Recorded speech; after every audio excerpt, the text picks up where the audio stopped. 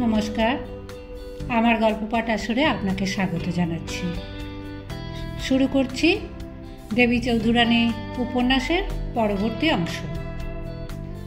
ফুলমণি তখন ভয়ে ভয়ে জঙ্গল হইতে পথ খুঁজিয়া বাহির হইল। বড় রাস্তায় আসিয়া সে বাড়ির দিকে পা বাড়াইল। অনেক বেলা হইলে ফুলমণি ঘরে পৌঁছিল। ঘরে আসিয়া কপাট ভেজাইয়া শয়ন করিল। রাত্রে নিদ্রা হয় নাই, অতএব শুইবা মাত্র ঘুমাইয়া পড়িল। ফুলমণি দিদি অলকমণি স্নানে গিয়াছিল। ঘরে আসিয়া তাহাকে উঠাইয়া জিজ্ঞাসা করিল, কি লো, তুই একা এলি? প্রফুল্ল কোথায় গেছিলা? ফুলমণি বলিল, কারো কাছে বলিস নে, কাল তার মা এসে তাকে নিয়ে গেছে। অলকমণির গা তখন থরথর করিয়া কাঁপিতে লাগিল। ফুলমণি তখন এক আষাঢ়ে গল্প ফাঁদিল। ফুলমণি প্রফুল্লের বিছানায় রাত্রি তৃতীয় প্রহরে তার মাকে বসিয়া থাকিতে দেখিয়াছিল। পরক্ষণেই ঘরের ভেতরে একটি ভারী ঝড় উঠিল। তারপর আর কেহ কোথাও নাই। উপসংহার কালে দিদিকে সাবধান করিয়া দিল, আমার মাথা খাস, এ কথা কাউকে বলিস না যেন। দিদি বলিল, না, এ কথা কি বলা যায়? কিন্তু ওই দিদি সকলকে বলিল। কাজেই ইহা রূপান্তর হইয়া প্রফুল্লের শ্বশুর বাড়ি গেল। রূপান্তর কিরূপ পরে বলিব। প্রভাতে উঠিয়া প্রফুল্ল ভাবিল, কি করি, কোথা যাই? বিশেষ করিয়া এ ধন রাশি লইয়া সম্ভব নয়, অতএব এখানেই থাকি। এইরূপ মনস্থির করিয়া গো সেবা করিয়া ঘর দোর পরিষ্কার করিয়া রান্নার জন্য তৈরি হইল। কিন্তু রাঁধিবে কি? ঘরে যে কিছুই নাই। তখন সে একটি মোহর লইয়া জঙ্গলের পথে রেখা ধরিয়া চলিতে লাগিল। যাইতে যাইতে এক ব্রাহ্মণের সঙ্গে সাক্ষাৎ হইল। ব্রাহ্মণের গায়ে নামা বলি, কপালে ফোঁটা, মাথা কামানো। ব্রাহ্মণ গৌরবর্ণ, দেখিতে সুপুরুষ, বয়সও বেশি নয়। প্রফুল্লকে দেখিয়া বিস্মিত হইয়া জিজ্ঞাসা করিল, কোথা যাইবে মা? প্রফুল্ল কহিল, আমি হাটে যাইব। ব্রাহ্মণ বলিল, হাট তো অনেক দূর, আমার দোকান আছে, তুমি সেখান হইতে চাল ডাল কিনিতে পারো। প্রফুল্ল বলিল, সেই হলে ভালো হয়, কিন্তু আপনাকে তো ব্রাহ্মণ পণ্ডিতের মতো দেখছি। ব্রাহ্মণ বলিল, ব্রাহ্মণ পণ্ডিত অনেক রকমের আছে, তুমি আমার সঙ্গে এসো। এই বলিয়া প্রফুল্লকে সঙ্গে লইয়া ব্রাহ্মণ একটি কুটিরের কাছে আসিয়া একটি তালা খুলিল। প্রফুল্ল দেখিল দোকান নয়, তবে হাঁড়ি কলসি, চাল ডাল তেল নুন সবই আছে। ব্রাহ্মণ বলিল, তুমি একা যতটা বহিতে পারো লইয়া যাও। প্রফুল্ল যাহা পারিল তাহা লইয়া জিজ্ঞাসা করিল, দাম কত? 1 আনা। আমার নিকট টাকা পয়সা নাই, মোহর আছে। দেখি। প্রফুল্ল মোহর দেখাইল। ব্রাহ্মণ দেখিয়া ফেরত দিয়া বলিল, মোহর ভাঙাইয়া দিও, এত টাকা আমার কাছে নাই, তোমার ঘরে চলো, সেখানে আমাকে পয়সা দিও। প্রফুল্ল বলিল, ঘরেও আমার পয়সা নাই। সবই মোহর? তা হোক, তোমার ঘর চিনিয়ে আসি, তোমার হাতে পয়সা হইলে আমি গিয়া নিয়ে আসিব। সবই মোহর কথাটা প্রফুল্লের ভালো লাগিল না। সে বুঝিল এ ব্রাহ্মণ চতুর, মোহরের লোভে তাহার বাড়ি যাইতে চাহিতেছে। প্রফুল্ল জিনিসপত্র যাহা লইয়াছিল তাহা রাখিল। বলিল, আমাকে হাটেই যাইতে হইবে, কিছু কাপড় চোপড় কিনিতে হইবে।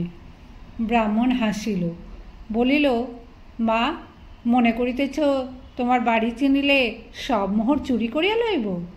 জেনে রাখো, আমি তোমার সঙ্গ না ছাড়িলে তুমি আমাকে এড়াইতে পারিবে না। আমাকে যাই মনে করো, আমি ডাকাইতের সর্দার, নাম ভবানী পাঠক। প্রফুল্ল স্পন্দনহীন। সে দুর্গাপুরে ভবানী পাঠকের নাম শুনিয়াছিল। তার ভয় বরেন্দ্রভূমি কম্পমান। প্রফুল্লের বাক স্ফূর্তি হইল না। ভবানী বলিল, বিশ্বাস না হয় প্রত্যক্ষ দেখো। এই বলিয়া ভবানী ঘরের ভেতর হইতে একটা দামামা বাহির করিয়া তাহাতে গোটা কত ঘা দিল। মুহূর্তের মধ্যে 50-60 জন কালান্তর জমের মতন জোয়ান লাঠি সরকি হাতে লইয়া উপস্থিত হইল। তাহারা ভবানীকে জিজ্ঞাসা করিল, কি আজ্ঞা হইল? তাহারা বলিল, এই বালিকাকে তোমরা চিনিয়া রাখো, আমি ইহাকে মা বলিয়াছি। ইহাকে তোমরাও মা বলিবে এবং মার মতো দেখিবে। তোমরা ইহার কোনো অনিষ্ট করিবে না এবং কাহাকেও তাহা করিতে দিবে না। এখন তোমরা বিদায় হও। বলিবা মাত্র তাহারা চলিয়া গেল।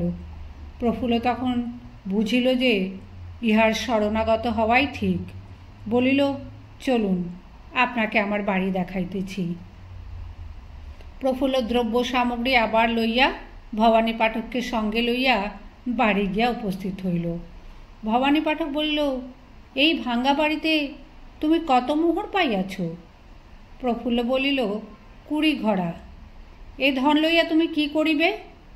দেশে লইয়া যাইব। রাখিতে পারিবে? আপনি সাহায্য করিলে পারিব। এখানে আমার পূর্ণ অধিকার, এই বনের বাহিরে আমার ক্ষমতা নাই। তবে আমি এখানেই থাকিব, আপনি ধন রক্ষা করিবেন। তা করিব, কিন্তু তুমি ধন লইয়া কি করিবে? আপনি জ্ঞানী, আমাকে শিখাইয়া দিন, কি করিব? ব্রাহ্মণ বলিল, শিখাইতে 5-7 বৎসর সময় লাগিবে। এই 5-7 বৎসর তুমি ধন স্পর্শ করিবে না। তোমার ভরণ পোষণের জন্য যাহা আবশ্যক আমি তাহা পাঠাইয়া দেব, কিন্তু তোমাকে যাহা বলিব তাহা অবশ্য মানিতে হইবে। কেমন, রাজি আছো? প্রফুল্ল বলিল, এখানে একা বাস করিব? না, 2 জন স্ত্রীলোক তোমার দেখাশোনা করিবে। আপনি কিরূপ শিখাইবেন? তুমি লিখিতে পড়িতে জানো? না, তবে প্রথমে লেখাপড়া শিখাইব। প্রফুল্ল স্বীকৃত হইল। এ অরণ্য মধ্যে একজন সহায় পাইয়া আহ্লাদিত হইল। ভবানী ঠাকুর বিদায় লইয়া আসিয়া দেখিলেন এক বলিষ্ঠ গঠন ব্যক্তি তাহার জন্য অপেক্ষা করিতেছে। ভবানী তাহাকে জিজ্ঞাসা করিলেন, রঙ্গরাজ এখানে কেন? রঙ্গরাজ বলিল, আপনার সন্ধানে। আপনি এখানে কেন? ভবানী বলিল, যাহা এতদিন সন্ধান করিতেছিলাম তাহা পাইয়াছি। রাজা? রানী? রানী আর খুঁজিতে হইবে না, ইংরেজ রাজা হইতেছে। ভবানী বলিল, সেরকম নয়, আমি কি খুঁজি তুমি তাও জানো। এখন পাইয়াছেন কি? ভবানী বলিল, ইস্পাত ভালো পাইয়াছি। এখন 5-7 বৎসর ধরিয়া পরিতেশ সানিতে হইবে। দেখিও এই বাড়িতে আমি ভিন্ন আর কোনো পুরুষ প্রবেশ না করে। মেয়েটি যুবতী ও সুন্দরী। রঙ্গ কহিল, যে আজ্ঞা। সম্প্রতি ইজারাদারের লোক রঞ্জনপুর লুট করিয়াছে, তাই আপনাকে খুঁজিতেছি। চলো, আমরা ইজারাদারের কাছারি লুটিয়া গ্রামের লোকের ধন গ্রামের লোককে দিয়ে আসি। গ্রামের লোক সহায়তা করিবে তো? রঙ্গ বলিল, বোধ হয় করিবে। ভবানী ঠাকুর কথা মতো 2 জন স্ত্রীলোক পাঠাইয়া দিলেন। একজন হাটে বাজারে যাইবে, একজন প্রফুল্লের কাছে কাছে থাকিবে। যে হাটের বাজারে যাইবে তার নাম গোবরার মা, বয়স 73 বছর, কালো আর কালা। যে কাছে থাকিবে সে প্রফুল্ল অপেক্ষা 5-7 বছরের বড়, উজ্জ্বল শ্যামবর্ণ, রূপসী। গোবরার মা আসিয়া প্রফুল্লকে প্রণাম করিলে সে তাহাকে নাম জিজ্ঞাসা করিল। অপরা বলিল, ও একটু কালা, একে সবাই গোবরার মা বলে। প্রফুল্ল জিজ্ঞাসা করিল, তোমার কয়টি ছেলে গা? গোবরার মা বলিল, আমি ছিলাম আর কোথায়, বাড়িতেই ছিলাম। তুমি কি জাতের মেয়ে? যেতে আসতে খুব পারবো, গোবরার মা বলিল। প্রফুল্ল বুঝিল ঠাকুর খুব কাজের লোক পাঠাইয়াছেন। সে তখন অপরাকে বলিল, তোমার নাম কি গা? নবাগতা সুন্দরী বলিল, তা ভাই জানি না। প্রফুল্ল হাসিয়া বলিল, সে কি, বাপমা কি নাম রাখে নাই? সুন্দরী বলিল, জ্ঞান হবার আগে হতেই আমি বাপ মার কাজ ছাড়া ছেলে ধরায় চুরি করিয়া এক রাজার বাড়ি বেঁচে এসেছিল। রাজপুত্র নিজেই গন্ধর্ব মতে বিবাহ রাজি ছিলেন। ব্যাপারটা ভালো মনে হইল না, তাই রাজমহিষীর দেওয়া গহনা লইয়া পলাইলাম। সুতরাং ডাকাইতের হাতে ধরা পড়িলাম। সে ডাকাতের দলপতি ভবানী ঠাকুর। আমার কাহিনী শুনিয়া আমার গহনা আমাকে ফেরত দিয়া আমাকে তার গৃহে নিজ কন্যার মতো আশ্রয় দিলেন। তিনি আমাকে শ্রীকৃষ্ণে সম্প্রদান করিয়াছেন। তিনিই আমার স্বামী। প্রফুল্ল বলিল, তোমার নামটি কিন্তু এখনো বললে না। বয়স্কা বলিল, আমার নাম নিশি, আমি দিবার বোন। দিবাকে একদিন লইয়া আসিব। এখন যা বলছিলাম তাই শোনো। স্ত্রীলোকের পতিই দেবতা, শ্রীকৃষ্ণ সকলের দেবতা। দুই দেবতা কেন? এই ক্ষুদ্র প্রাণের ভক্তিটুকুকে দুই ভাগ করিলে কতটুকু থাকে? প্রফুল্ল অশ্রু সজল চোখে বলিল, কখনো পতি দেখো নাই, তাই এই কথা বলিতেছ। নিশি বলিল, বুঝিয়াছি বোন, তুমি অনেক দুঃখ পাইয়াছ। এই বলিয়া নিশি প্রফুল্লের গলা জড়াইয়া ধরিয়া তার চোখের জল মুছাইল। নিশি বুঝিল ঈশ্বর ভক্তির প্রথম সোপান পতিভক্তি। দুর্লভ চক্রবর্তী যে রাত্রে প্রফুল্লকে বাড়ি হইতে লইয়া গিয়াছিল, বেগতিককে সেই রাত্রেই প্রজেশ্বর প্রফুল্লের কুটিরে উপস্থিত হইল। দেখিল গৃহ জনশূন্য। ভাবিল একা থাকিতে না পারিয়া কোনো কুটুম্ব বাড়ি গিয়াছে। বেশিক্ষণ খোঁজ খবর লইতে পারিল না। বাপের ভয়ে রাত্রির মধ্যেই ফিরিল। সকলে খায় দায়, ব্রজেশ্বর খায় না। তাহার আহারে রুচি নাই। দুধের বাটি পড়িয়া থাকে, ব্যঞ্জন ঠেলিয়া রাখে। সারাদিন শুধু ভাবে। একদিন ব্রহ্ম ঠাকুরানী ব্রজেশ্বরকে একা পাইয়া চাপিয়া ধরিল। হ্যাঁ রে ব্রজ, তুই খাস নে কেন? প্রফুল্ল এসে রেঁধে দেবে? ব্রজ উত্তর করিল, বাগদি যে। ব্রহ্ম বলিল, মিছে কথা। তোমার কেবল সমাজের ভয়। ছেলের চেয়ে কি সমাজ বড়? কথাটা কি আবার পারব? ব্রজ বলিল, না, আমার জন্য বাবার অপমান তা হয় না। সেদিন আর বেশি কথা হইল না। প্রফুল্লের রূপ ব্রজেশ্বরের হৃদয় অধিকার করিয়াছে। সেখানে অন্য কিছুর স্থান নাই। কিছুদিন পরে ফুলমণি নাপিতানি প্রচারিত প্রফুল্লের তিরোধান হওয়ার কথা হরবল্লভের গৃহে পৌঁছিল। গল্প মুখে মুখে বদল হইতে হইতে এইরূপ আকারে পৌঁছিল যে প্রফুল্ল বাত শ্লেষাবিহারে মরিয়াছে। মৃত্যুর পূর্বে তার মরা মাকে দেখিয়াছিল। ব্রজেশ্বরও শুনিল। হরবল্লভ শৌচ স্নান করলেন, কিন্তু শ্রাদ্ধাদি নিষেধ করিলেন। নয়নতারাও স্নান করিল। মাথা মুছিয়া বলিল, একটা পাপ গেল, আর একটার জন্য এই নাওয়াটা নাইতে পারিলেই শরীর জুড়ায়। কিছুদিন গেল, ক্রমে ক্রমে শুকাইয়া ব্রজেশ্বর বিছানা লইল। সামান্য জ্বর মাত্র, কিন্তু ব্রজ নির্জীব। বৈদ্য দেখিল ঔষধপত্রে কিছুই হইল না। রোগ বৃদ্ধি পাইল। ব্রজ বাঁচে না বাঁচে, আসল কথা আর লুকানো রহিল না। প্রথমে বুড়ি বুঝিয়াছিল, পরে গিন্নি বুঝিলেন। গিন্নি বুঝিলেন, কাজেই কর্তা বুঝিলেন।